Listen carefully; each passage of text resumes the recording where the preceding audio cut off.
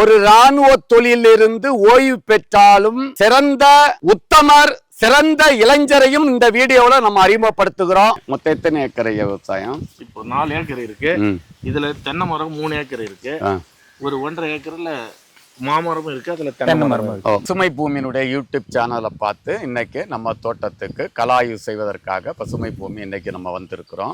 இப்ப என்னென்ன விஷயத்திற்காக பசுமை பூமியை நம்ம இன்னைக்கு தோட்டத்துக்கு கலாய்வு செய்ய வர சொல்லி இருக்கீங்க? இதுல ஊடு பயிர் என்னென்ன போடலாம், இந்த தென்னை இது இன்னும் நல்லா காய்க்கணும், தென்னை மரம் இந்த சின்ன கண்ணுங்கள்லாம் வேகமா வளரணும், விரைவில் காய்க்கு வரணும்.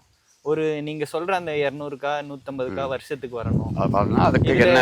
இதுல மண் வளம் பார்த்துட்டு என்ன குறைவா இருக்கு, தென்னைக்கு என்ன ஊட்டச்சத்து போடணும், தண்ணி வளம் எல்லாம் சரியா இருக்கா, இதுல ஊடு பயிர் எந்த பயிர் வச்சா இந்த மண்ணுக்கு இந்த தண்ணிக்கு இந்த கிளைமேட்டுக்கு நல்லா வரும். வறட்சி பூமியில தென்னை மரத்துக்கு உழவு ஆகாது.